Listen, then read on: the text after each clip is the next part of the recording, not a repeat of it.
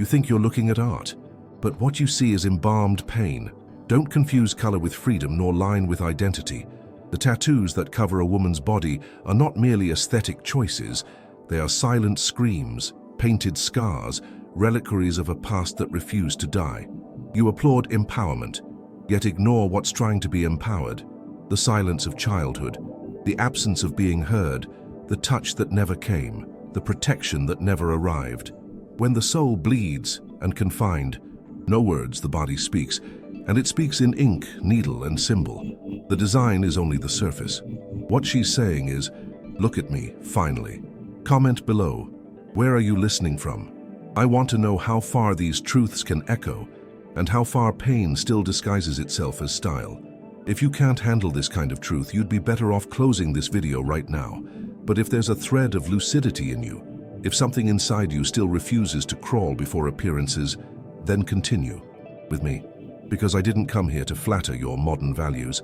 I am Nietzsche, and I prefer to wound with truth than to caress with lies. Like this video now if you too are tired of the aesthetics that mask suffering. Subscribe to this channel if something in you still yearns for lucidity, not for acceptance. Today we will decipher the codes of tattooed pain, and perhaps in the end you will discover that the deepest marks are not on the skin, but in what she tries to hide. You look at her and see attitude, but you should see protection, because many of these tattooed women aren't showing off, they're shielding themselves. Every line etched in the skin is a desperate attempt to seize control over something that was once taken from them. They didn't choose the body as a canvas out of vanity, but out of survival. It is the body that screams what the mouth could not speak at 7, 8, 9 years old. The girl who was ignored grew into a woman, but the pain remained. And now she tries to tattoo what no one wanted to hear.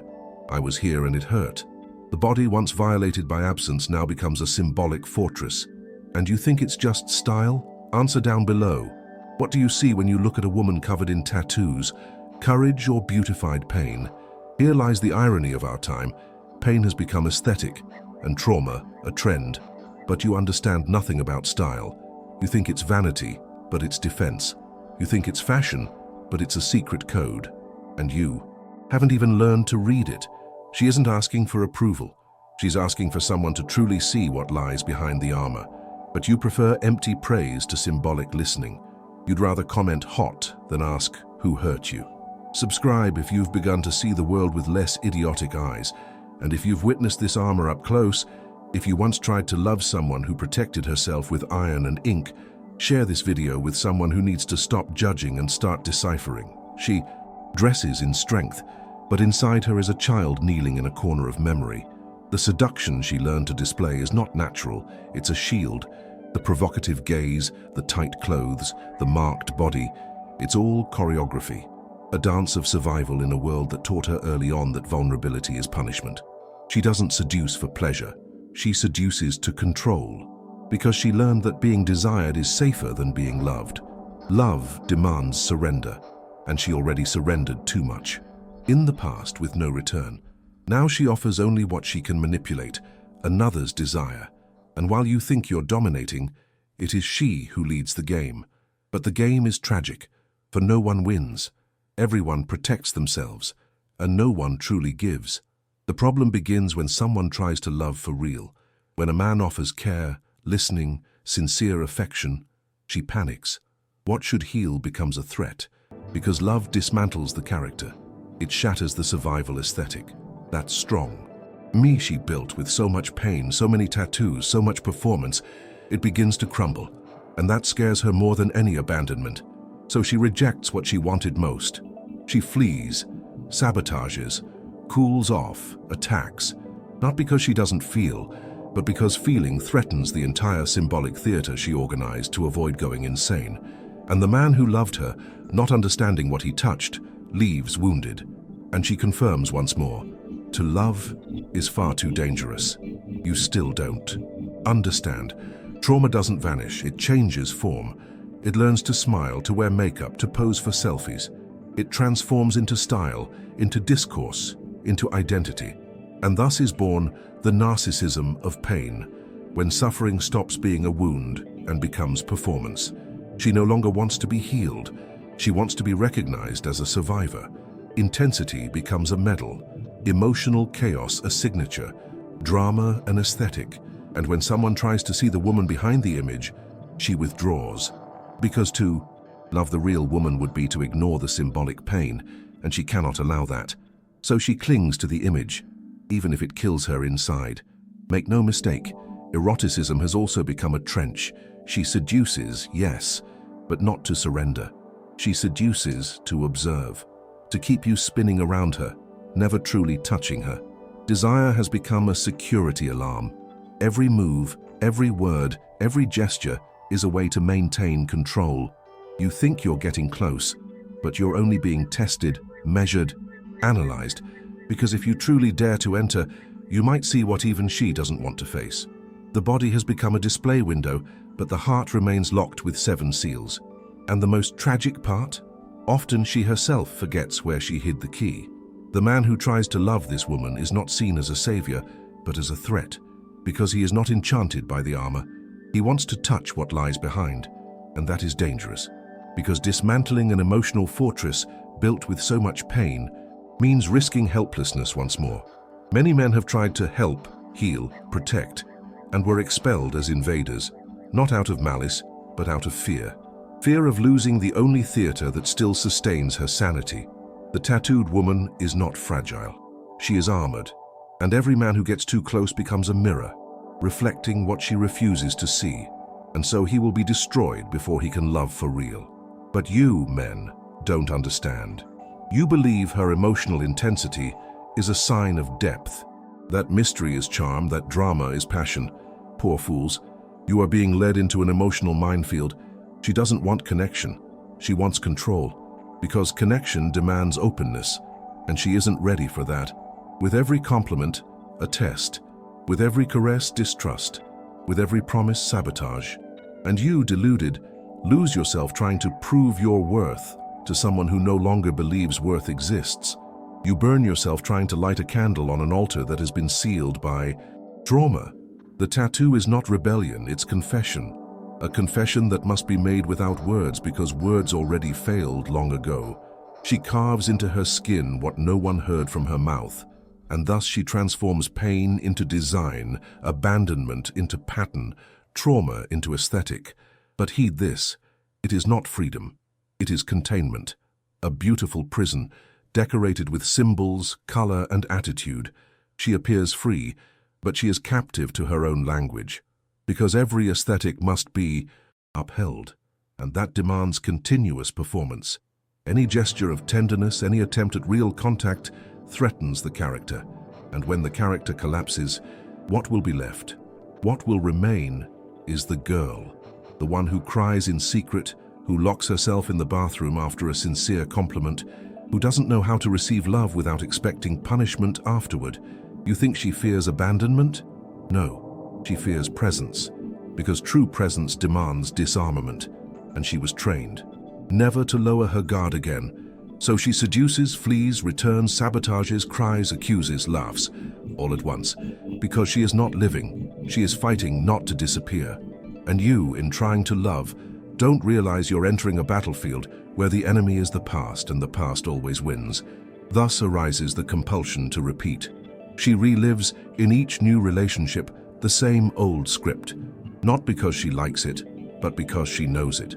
Chaos is familiar, pain is predictable, rejection is safe, because when everything explodes, she confirms her prophecy. No one stays. But what you don't perceive is that she creates the fire to protect herself from the water. She sabotages peace because she doesn't know what to do with it. Calmness exposes her, tenderness disorients her, stability terrifies her. So she clings to the emotional roller coaster. She screams, begs, pushes away, draws close, all to keep the script where at least she has some control. In this cycle, she becomes the protagonist of her own tragedy, the strong woman, the intense one, the difficult to handle.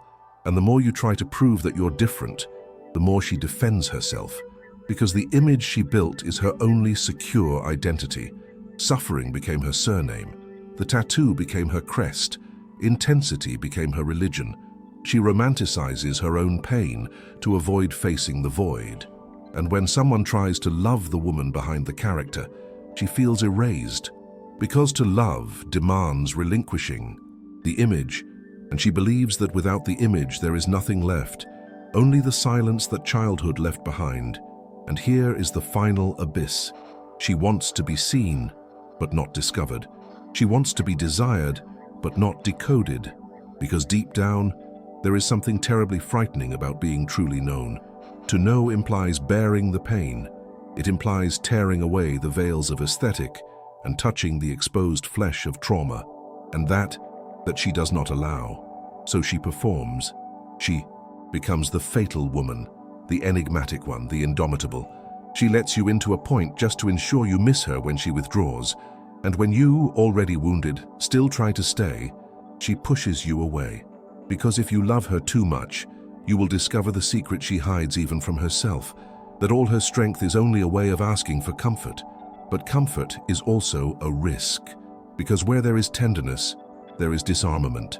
Where there is affection, there is loss of control. And, for someone who survived only by learning to control everything, that is unbearable. So she dances at the edge of the abyss, pulls you close and pushes you away, seduces and rejects, begs and wounds.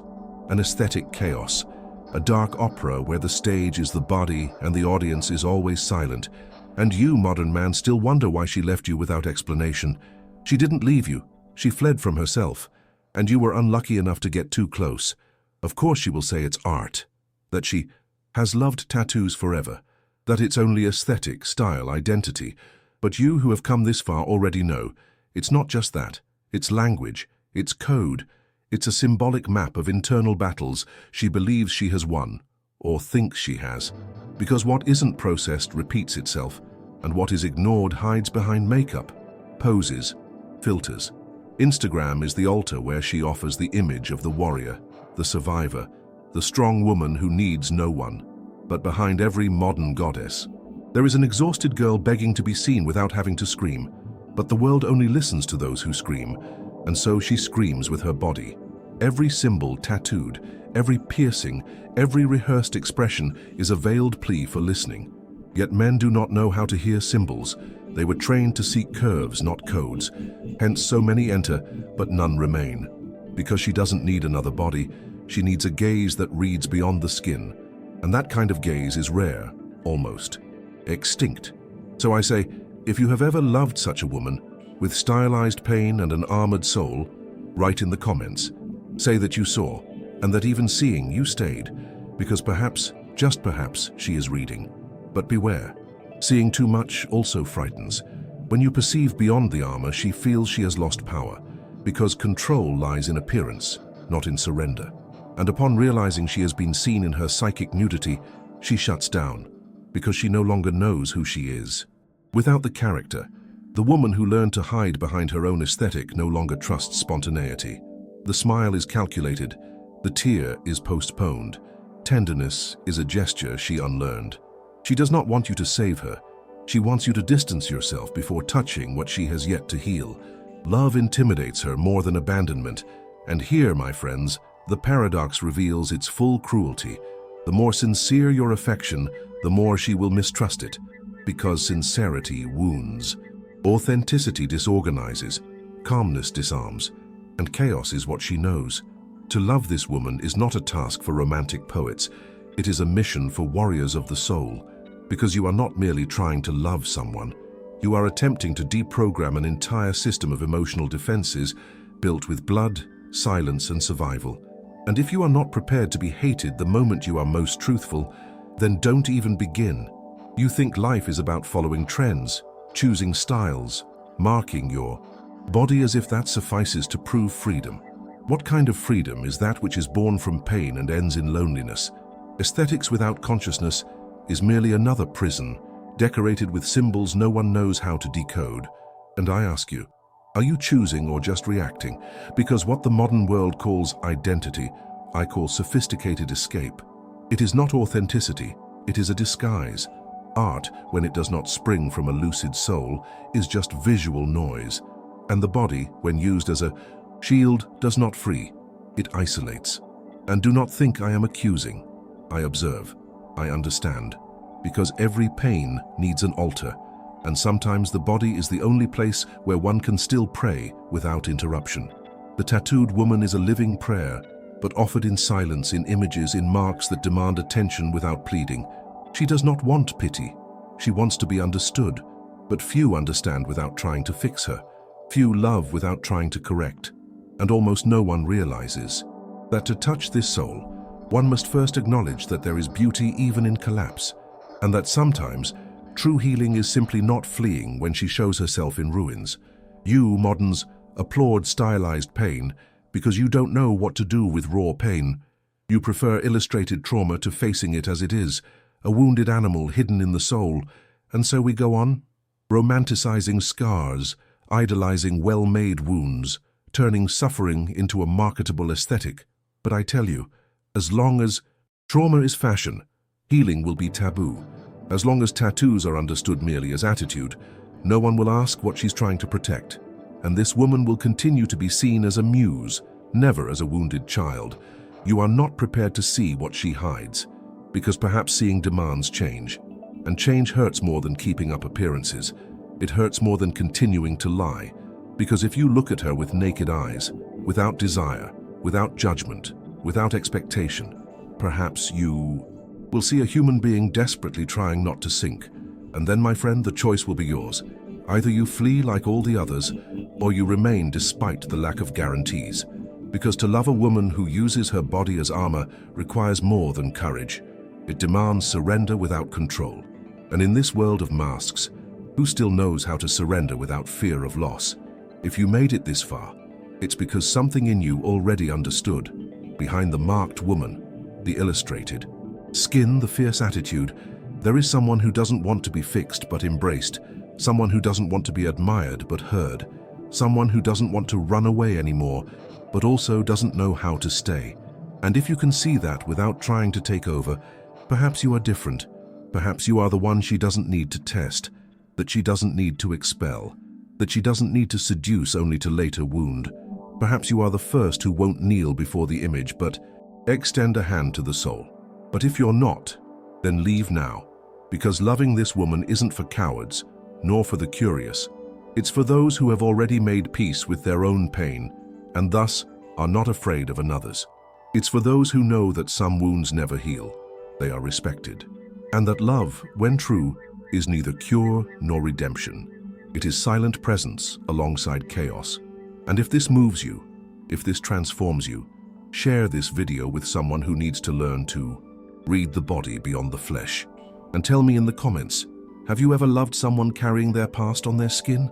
I am Nietzsche, and even if the world prefers the shallow, I will continue to shout for depth.